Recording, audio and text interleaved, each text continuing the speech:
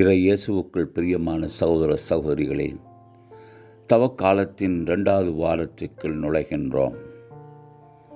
மாற்றமில்லாத வாழ்வில் ஏற்றமில்லை என்று கூறுவார்கள். தேங்கி கிடைக்கின்ற நீர் சாக்கடையாக மாறிவிடும். அதே போன்று இந்த தவக்காலத்திலே நாங்கள் ஒவ்வொருவரும் மனமாற்றத்துக்கு அழைக்கப்படுகின்றோம். இன்று எத்தனை விதமான மாற்றங்களை எங்கள் வாழ்க்கையிலே தரிசித்து கொண்டிருக்கின்றோம். எங்கள் உடைகளில் மாற்றம், உணவு பழக்கங்களில் மாற்றம், இன்னும் வாழ்க்கை முறைகளில் மாற்றம் என்று இந்த மாற்றங்களை எங்கள் வாழ்க்கையில் தரிசித்து கொண்டிருக்கிற வேளையிலே எங்கள் இதயங்கள் மட்டும் இன்னும் மாறாமல் இருப்பது ஏனென்று கேள்வி எழுகின்றது. உண்மையில் வெளிப்புற மாற்றங்களை விட எங்கள் அகத்திலே மாற்றம் ஏற்பட வேண்டும். அதைத்தான் ஆண்டவர் விரும்புகின்றார். உண்மையான மாற்றம் அகத்திலே தொடங்குகின்றது. இந்த தவ காலத்திலே எங்களை சுய ஆய்வுக்கு உட்படுத்த வேண்டும்.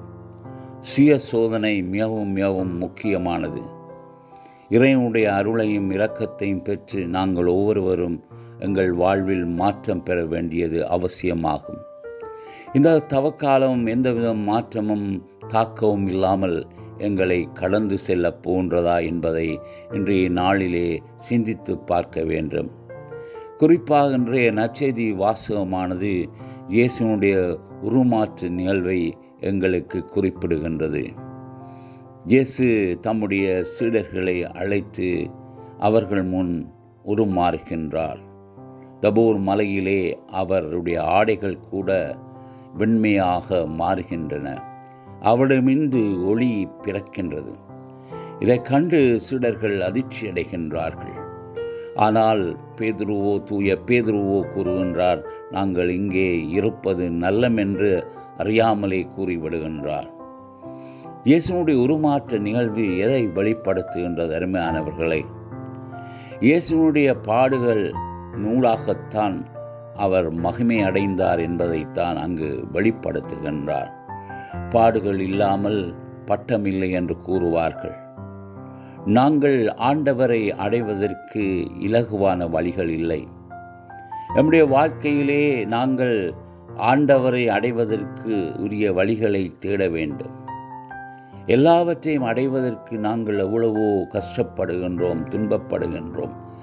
ஆனால் ஆண்டவரை அடைவதற்கு மட்டும் நாங்கள் ஏனோ தியாகங்களின்றி வாழ்ந்து கொண்டிருக்கின்றோம். எனவே இன்றைய நாளிலே நாங்கள் ஒவ்வொருவரும் இயேசுவில் உருமாற்றம் பெற வேண்டும். இயற்கையே எமக்கு உருமாற்றத்தை கற்றுத்தருகின்றது. இலையுதிர் காலம் என்கின்ற பொழுது அது இலைகளை உதித்து புதிய துளிர்களை விடுகின்றது. அதே போன்று எங்களிடம் வாழ்க்கையில் உள்ள அனைத்தையும் தீமைகளையும் நாங்கள் ஒதுக்க வேண்டும், களைய வேண்டும். அப்பொழுதுதான் எங்களுக்குள்ளே ஒரு புதிய மாற்றத்தை நாங்கள் அனுபவிக்க முடியும்.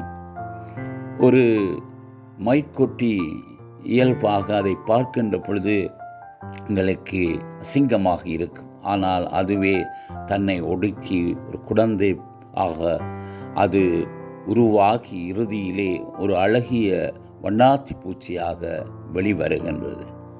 அதுபோல்தான் நாங்களும் இந்த 40 நாட்கள் எங்களை ஒடுக்கி எங்களை ஒருத்து நோன்பிருந்து இறை வேண்டலிலும் தான தர்மங்களிலும் நாங்கள் ஈடுபட்டு எங்களுக்குள்ளேயே நாங்கள் எங்களை தேடி அதனூடாக ஒரு புதிய வாழ்க்கைக்கு, ஒரு அழகிய வாழ்க்கையை நாங்கள் வாழ அழைக்கப்படுவதே இந்த தவக்காலம் என்பதை நாங்கள் உணர்வோமா?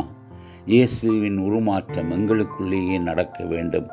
அவரின் உருவிலே, அவரின் சாயலிலே நாங்கள் ஒவ்வொருவரும் நாங்கள் மனம் மாற இந்த ஞாயிறு எங்களை அழைத்து நிற்கின்றது. ஆகவே சிந்தித்து எங்கள் வாழ்க்கையை மாற்றுவோம். ஆமேன்.